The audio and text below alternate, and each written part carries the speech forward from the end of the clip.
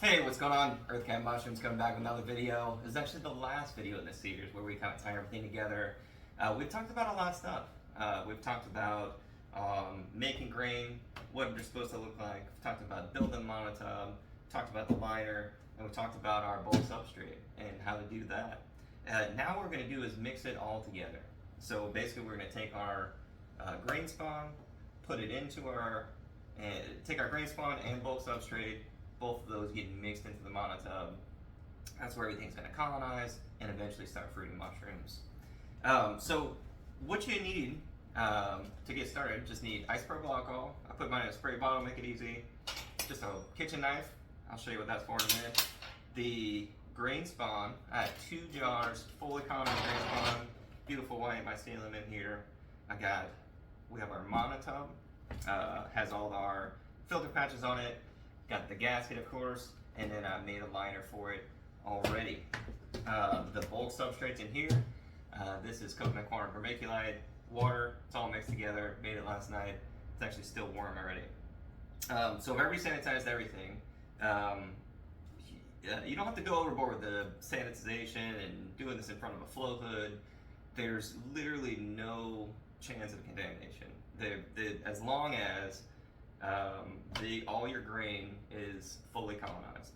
If the grain's fully colonized, there's nothing for bacteria to latch onto. So as long as that's colonized, you're good to go. There's nothing in our cocoa coir and vermiculite that has nutritional value, and it's already been pasteurized. So the chance, I guess there's always a tiny chance of contamination, but I'll put it this way: I've done this 100 times or more, and I've never once had a contamination from this step at all. Kind of get started. So on the grain jars, what the knife is for, we're going to take the grain jars, break them up, mix them in with our coconut coir into our monotub. What the knife is for is to actually break this up. A lot of people, other people out there will talk about shaking the jar, beating it on the table. It's just ridiculous. You don't have to do all that. You're gonna break the jar. It's unnecessary. You gotta sanitize. You get a knife, open it up, and just simply cut an X through it and give it a mix. That's all you gotta do. It's super simple. It mixes up, breaks up real easy, and that's all you gotta do with that. So, getting a little ahead of myself, let me get to the first step here. What we're gonna do is put one thin layer of coconut coir in our monotub.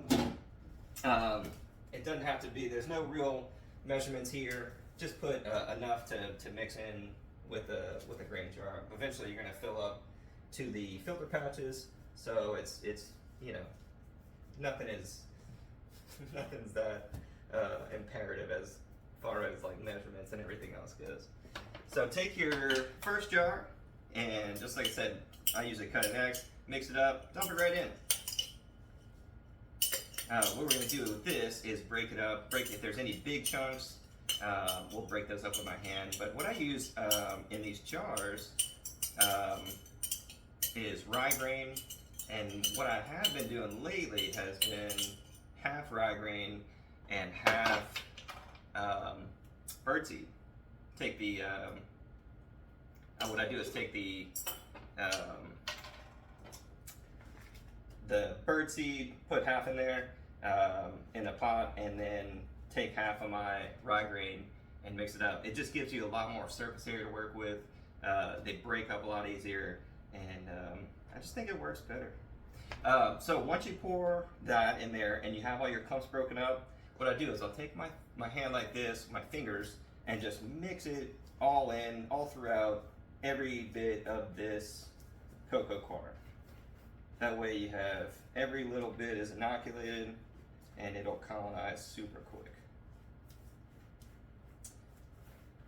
Once you have that done, just takes a second like that. Once you have that done, it's gonna look like this.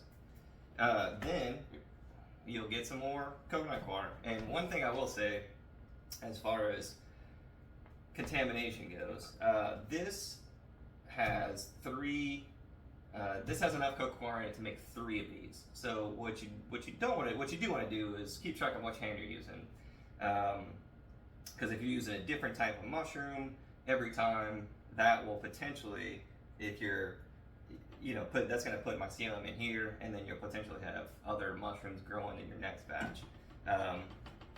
But either way, so I'm using my left hand to grab some more, and then again, just put maybe 3 hands, 3 or 4 hands full of it. Doesn't have to be perfect. Kind of just push it down a little bit all around, and then you're gonna mix all this up anyway. So it, like I said, it really doesn't have to be perfect on what you're doing.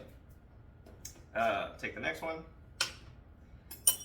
put a little X in here, and then just kind of start spinning around. It'll break up real easy, and then just dump all this in here. Get all the good stuff off the sides, if there's any stuff there, because that's all good mycelium. Sometimes there's a little bit on the top as well. You can see a couple little spots here, so I'll scrape those in as well. And we're done with those. So I've got a few chunks in here, like you can see, just a little bit, break these up, and then start mixing it in. Use your fingers again, usually spread them like this, and just kind of mix it all in here. Once you get it all mixed in really good, what I'll do is kind of tamp it down just a little bit. That way there's no big hills and valleys and whatever else. It's kind of all uniform and even. That way you get an even grow surface where mushrooms will come up. Once you get it all done, what you want to do, like I said, just kind of pat it down a little bit, and then we're looking like this now. Take just a little bit more of your mixture here and just put a thin layer on top, on the whole top of it. And the reason you do this, this is technically called a casing layer, but what I want to do with this is to see, this gives me an idea of how quickly this thing's going to colonize. So tomorrow, or the next day, what you'll see is, you'll start seeing white coming through this casing layer, and if it's a little bit slower, just kind of gives me an idea of how fast it's going to grow, which is nice to know. So I'll push this down just a little bit. What you want to do is get it right below your vent holes. Once you're done, that's it, man. You have this nice brown layer on top. You can see it goes up to the vent holes here, and it's all inside of my liner, which is good. Once you're done, we're just gonna put the top on here and close it up, and that's literally it. There's not much to this. So put your layer above everything else. This is gonna sit. So this should it should take about 2 weeks to colonize. The mycelium is going to go all throughout that coconut corn vermiculite mixture that we put in there. Once it's all spread throughout the whole thing, it'll start fruiting.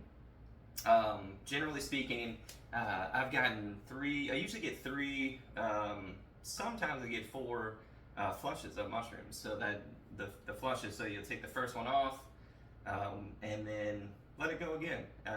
Put the lid back on and let it go again. You usually get, every once in a while I'll get 2, a lot of times I get 3 and 4 though. A lot of other people will tell you, you have to fan this and mist this every day. That's why we built this tub with the gasket lid and the vent holes. It gets enough oxygen in there to where you don't have to fan it, and it has plenty of water in the bulk substrate mixture already.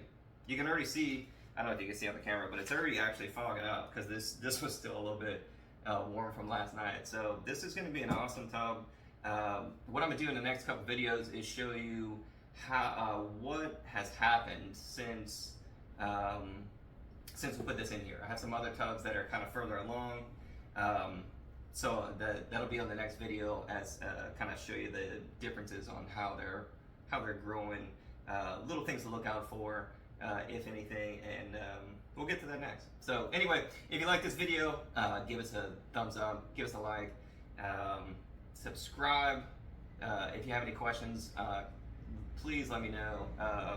Any concerns or anything else, but I do this all the time. Like I said, I've never had any issues with it, and it's the easiest method. That's how we like to keep it here at Crab Mushrooms. Anyway, we'll see you in the next video. Have a good one.